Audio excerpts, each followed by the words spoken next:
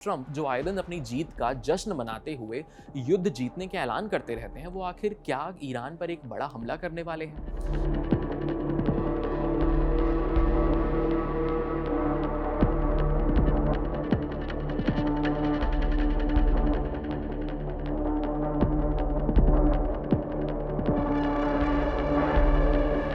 America के राष्ट्रपति Donald Trump ने अपने भाषण से दुनिया को चौंका दिया है और ये भाषण ईरान के लिए अल्टीमेटम बनता साबित हो रहा है, जिसे ताबूत की आखिरी कील माना जा रहा है। ऐसे में सबसे बड़ा सवाल यही है कि आखिर ट्रंप जो आए दिन अपनी जीत का जश्न मनाते हुए युद्ध जीतने के ऐलान करते रहते हैं, वो आखिर क्या ईरान पर एक बड़ा हमला करने वाले हैं? ट्रंप ने कल पहली बार अपने भाषण में जंग से जुड़ी बड़ी बातें कही और ये उनका पहला भाषण जिसे हमले के बाद हुआ है। खाड़ी के पूरे इलाके में हालात दिन ब दिन बिगड़ते जा रहे हैं और अमेरिका के ईरान की बात नहीं बन पा रही है। इस बीच अमेरिका पश्चिम एशिया में और सैनिक भेजता जा रहा है और आपको बता दें कि ये युद्ध 5वें हफ्ते में पहुंच चुका है। अभी तक इस बात पे कोई साफ संकेत नहीं है कि ये संघर्ष किस दिशा में जा रहा है। अमेरिका ने जहां खाड़ी क्षेत्र में अतिरिक्त सैनिकों को तैनात किया है, वहीं ईरान अमेरिकी सैनिकों को ताबूत में वापस भेजने की धमकी दे रहा है। अब इस पर क्या कोई समाधान नजदीक है या पश्चिम एशिया क्षेत्र में और हमले होंगे और ज्यादा जानमाल का नुकसान हो सकता है? ईरान जंग के बीच अमेरिकी राष्ट्रपति डोनाल्ड ट्रंप ने राष्ट्र के नाम 20 मिनट का संबोधन दिया।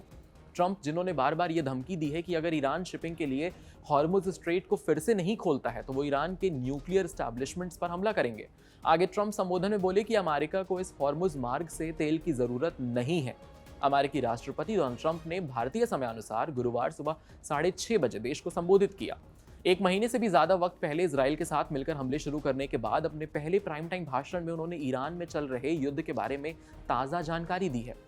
डोनाल्ड ट्रंप ने कहा कि अमेरिका हॉर्मुज स्ट्रेट से लगभग कोई तेल नहीं लेता है, हमें इसकी जरूरत ही नहीं है। जिन देशों को हॉर्मुज से तेल मिलता है उन्हें उस रास्ते का ध्यान रखना चाहिए, उन्हें उसे संभाल कर रखना चाहिए और उसकी हिफाजत करनी चाहिए।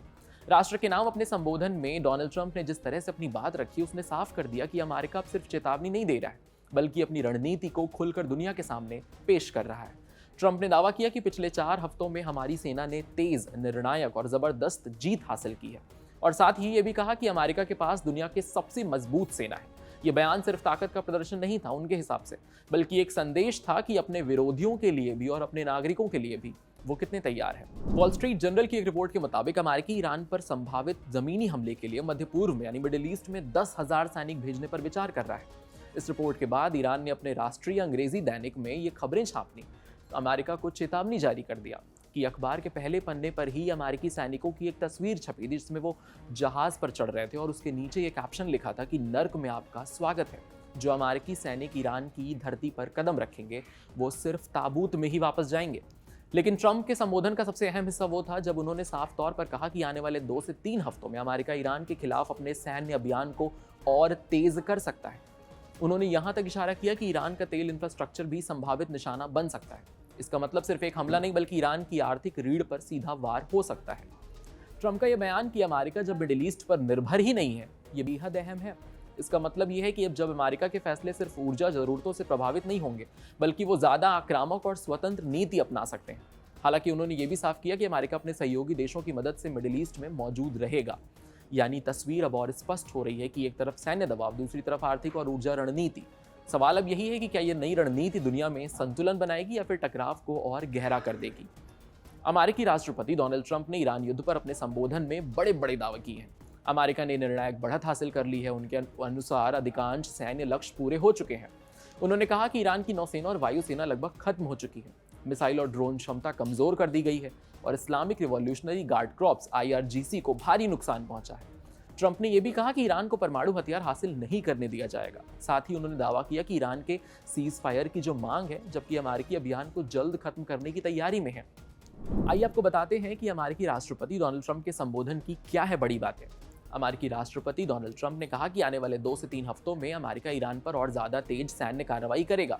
उन्होंने कहा, हम उन्हें बेहद कड़ा जवाब देंगे। ट्रंप ने संकेत दिया कि जरूरत पड़ने पर ईरान के तेल ढांचे को भी निशाना बनाया जा सकता है। हालांकि उन्होंने ये भी कहा कि पर्दे के पीछे बातचीत जारी है और कूटनीतिक रास्ते अभी बंद नहीं हुए हैं। ट्रंप के मुताबिक अमेरिका एक तरफ सैन्य दबाव बढ़ा रहा है, दूसरी तरफ हालात को देखते हुए आगे की रणनीति तय करने के लिए बातचीत भी कर रहा है।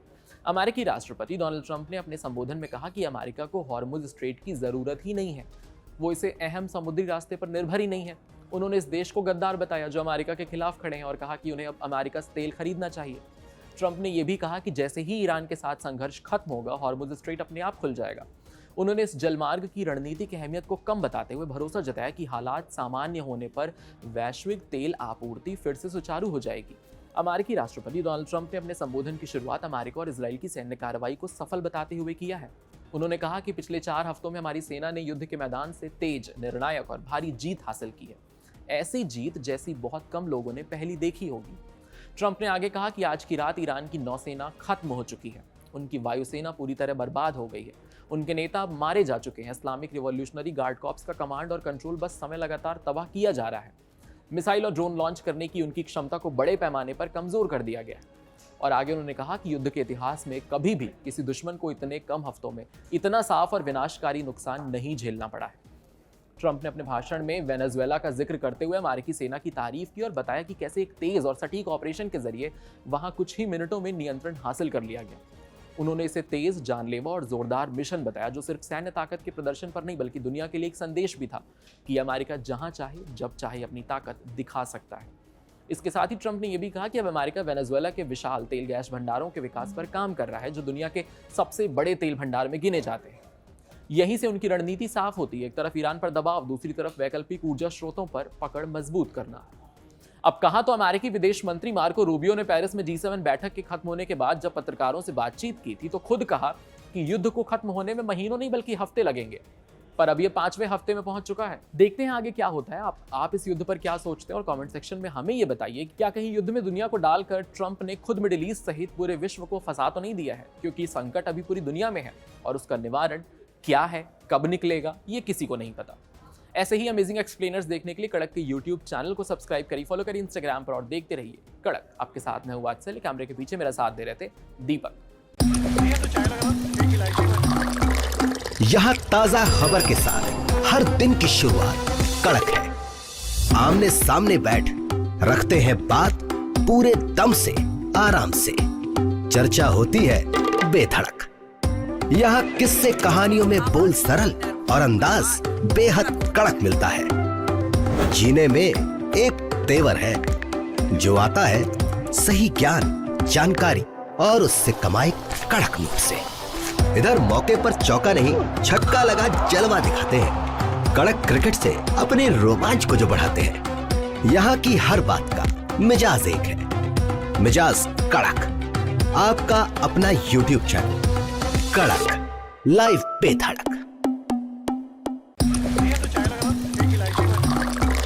यहाँ ताजा खबर के साथ हर दिन की शुरुआत कड़क है। आमने सामने बैठ रखते हैं बात पूरे दम से, आराम से।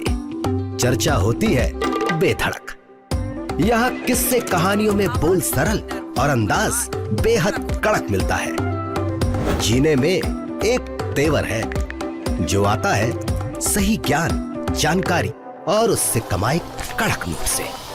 इधर मौके पर चौका नहीं छक्का लगा जलवा दिखाते हैं। कड़क क्रिकेट से अपने रोमांच को जो बढ़ाते हैं। यहाँ की हर बात का मिजाज एक है, मिजाज कड़क। आपका अपना यूट्यूब चैनल कड़क लाइव बेधड़क।